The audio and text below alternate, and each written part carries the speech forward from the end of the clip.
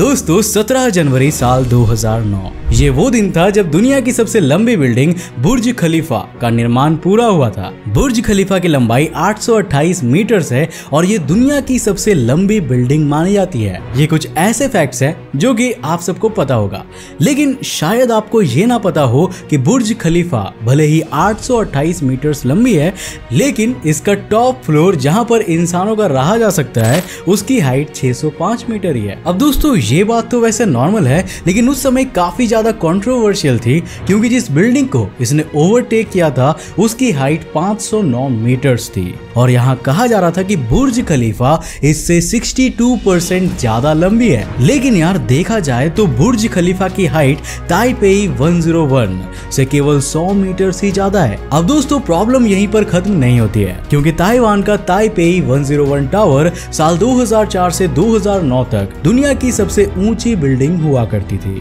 इसकी हाइट थी 509 मीटर्स, लेकिन यार इसने जिस बिल्डिंग को ओवरटेक किया था उसकी हाइट थी 527 मीटर्स। अब आप यहाँ सोच रहे होंगे कि भाई अगर ताइपेई 101 की हाइट 509 मीटर्स है तो उसने 527 मीटर्स की हाइट वाले सार्स टावर को कैसे ओवरटेक किया। दरअसल सार्स टावर की टिप भले ही 527 मीटर्स की है, लेकिन अगर हम उसके रहने वाले फ्लोर को देखें तो वो आता है तकरीबन 412 मीटर्स पर। और यहाँ पर दिक्कत ये आती है कि इसकी ऊंचाई 412 मीटर मानी जाए या फिर उसे 527 मीटर्स माना जाए। अगर 527 मीटर माना गया तो वो ताइपेई 101 से ज्यादा लंबी बिल्डिंग हो जाएगी, और अगर 412 मीटर माना गया तो अब तक की सभी बिल्डिंग्स का मेजर चेंज करना पड़ता। अब इन दी एंड इसे सुलझाने के लिए दोनों ही साइड्स ने क्लेम कर दिया कि हम ज्यादा टॉल है। साल 2009 तक ये इशू चला और फिर बुर्ज खलीफा बन गई दुनिया की सबसे ऊंची बिल्डिंग, जिसकी मार्जिनल लंबाई इन दोनों के ही लिविंग फ्लोर और टॉप फ्लोर से भी ज्यादा थी। लेकिन क्या होता है अगर इन फ्यूचर दोबारा ऐसा कोई कॉन्फ्लिक्ट आता है? साथ ही क्या बुर्ज खलीफा जैसी कोई बिल्डिंग को बनाना अब इम्पॉसिबल हो चुका है? जब बुर्ज खलीफा को बनाया गया था तब दुनिया भर में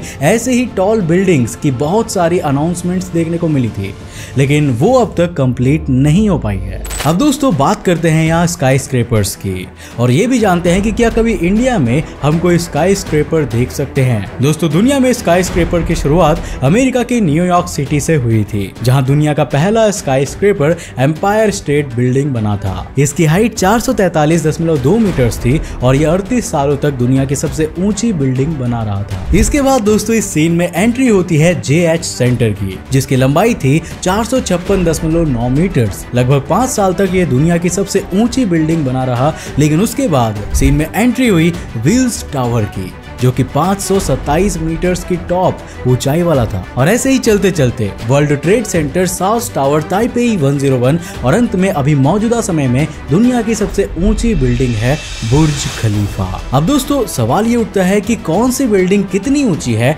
और कौन सी बिल्डिंग की वर्थ क्या है, ये कैसे डिसाइड किया जाता है? अब दोस्तों जैसा कि आपने देखा कि सार्स टावर और ताइपेई 101 के बीच में काफी समय तक समस्या चली कि आखिर दोनों में से ज्यादा लंबा कौन है। अब ऐसी कोई समस्या आने वाले समय में ना हो, इसको ध्यान में रखने के लिए एक काउंसिल का गठन किया गया, जिसका नाम था council on tall buildings and urban habitat. इस काउंसिल ने यह तय किया कि आने वाले समय में ये फिक्स करेंगे कि कौन सी बिल्डिंग को किन पैमानों पर स्काई स्क्रेपर माना जाएगा। अब इस काउंसिल ने बहुत सारे स्काई स्क्रेपर्स जैसे ताइपेई 101 और जिनमे टावर्स को स्काई स्क्रेपर्स नहीं माना है। हालांकि फिर भी इस काउंसिल के मेजर्स को इंटरनेशनल लेवल पर माना जाता है और किसी भी स्काई स्क्रेपर को बनाते समय इसके ही मेजर्स को यूज किया जाता है। लेकिन यार अब सवाल ये भी उठता है कि जब इस तरह की काउंसिल बन चुकी है तो साल 2010 से अब तक बुर्ज खलीफा का रिकॉर्ड क्यों नहीं तोड़ा जा सका? वेल दोस्तों इसके पीछे कई सारे कारण हैं। दरअसल जब साल 2010 में बुर्ज खलीफा बनकर तैयार हुआ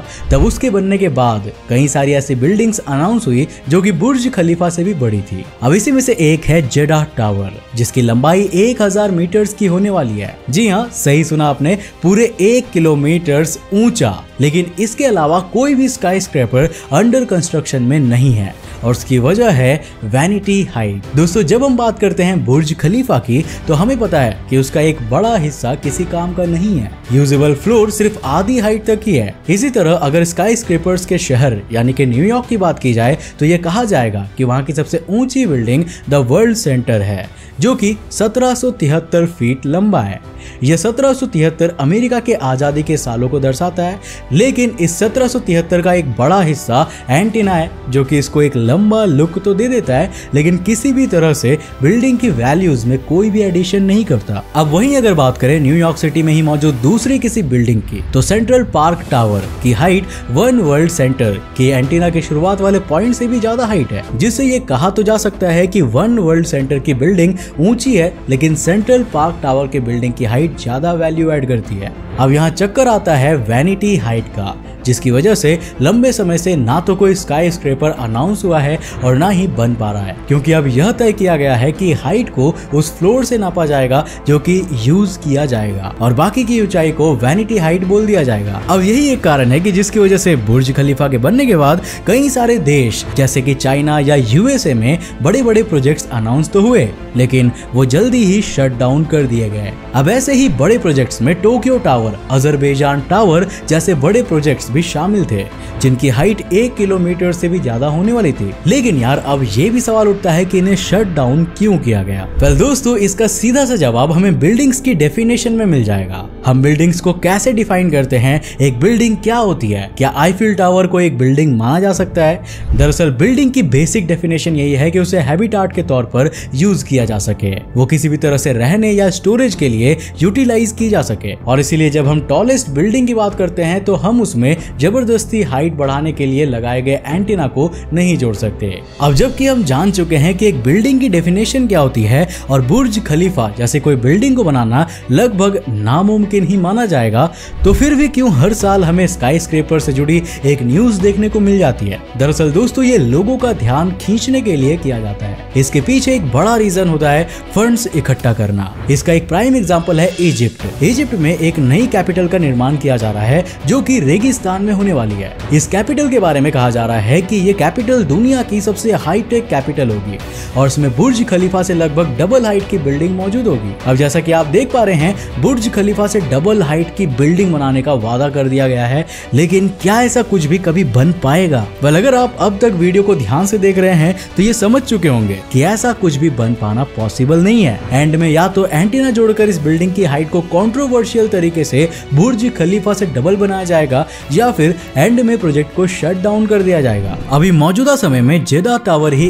एकमात्र ऐसा प्रोजेक्ट है जिससे ये उम्मीद की जा सकती है कि वो बुर्ज खलीफा का रिकॉर्ड तोड़ देगा। 1 किलोमीटर के इस टावर से उम्मीद इसीलिए लगाई जा रही है क्योंकि इसे भी एड्रियन स्मिथ द्वारा डिजाइन किया जा रहा है, जो कि बुर्ज खलीफा को डिजाइन करने के लिए जाने जाते हैं। हालांकि यार इसकी सक्सेस को भी पुख्ता नहीं माना जा सकता है। वैसे इसकी सक्सेस को जब कई सारे एक्सपर्ट्स का भरोसा मिल गया, तब दुबई में एक और कंस्ट्रक्शन शुरू हो गया जिसे कहा गया क्रीक टावर। ये जेडा टावर से भी लंबा होगा, लेकिन इसमें यूजेबल फ्लोर्स बहुत ही कम होंगे। इनकी संख्या यूएसए के वन वर्ल्ड सेंटर से भी कम मानी जा रही है।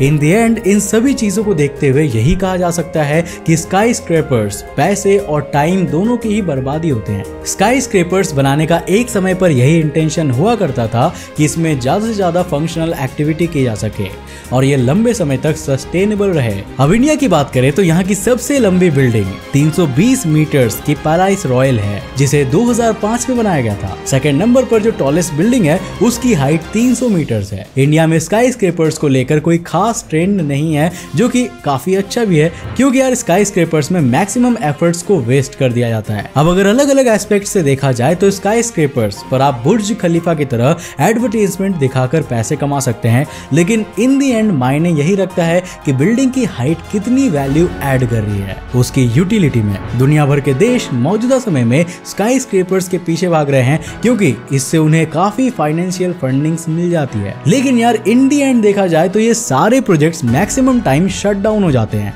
चाइना में स्काई स्क्रैपर्स के 100 से भी ज्यादा प्रोजेक्ट बहुत हायर लेवल पर पहुंचकर बंद हुए हैं और अभी भी बहुत सारे अंडर कंस्ट्रक्शन है जिनके पूरे होने की भी कोई उम्मीद नहीं है। अब दूसरी ओर देखा जाए तो यही हाल मिडिल ईस्ट कंट्रीज का भी है, जहां पर लगभग हर महीने एक नए स्काई स्क्रैपर के अनाउंसमेंट होती है। आज के दिन में स्काई स्क्रैपर ने लोगों को एक्साइट करना बंद कर दिया है और ये स्काई स्क्रैपर तब तक लोगों को एक्साइट नहीं करेंगे जब तक कि इनके होने से कोई वैल्यू ऐड ना हो। क्योंकि यार ऑब्वियसली अगर आपको टावर की जगह पर स्टैचू या आईफिल टावर जैसे स्ट्रक्चर बनाने हैं तो वो दुनिया में पहले से ही मौजूद है। अब आपका क्या मानना है इस बात पर? अपनी राय नीचे कमेंट करके जरूर बताना। और दोस्तों मुझे ये भी बताना कि क्या आपको लगता है कि इंडिया में भी स्काई स्क्रैपर्स होने चाहिए, हाँ या नहीं? तो नीचे कमेंट में अपने अपने जवाब लिखो। मुझे उम्मीद है दोस्तों कि आज के इस वीडियो से आपने काफी कुछ नया सीखा होगा और आपको ये वीडियो कहीं ना कहीं वैल्यूएबल लगा होगा। अगर लगा तो इस वीडियो को लाइक करने के साथ साथ अपने फ्रेंड्स के साथ जरूर शेयर करना। और अगर आपको ऐसे ही और मेगा स्ट्रक्चर्स में वीडियो चाहिए तो नीचे कमेंट सेक्शन में अपने अपने टॉपिक्स लिखो।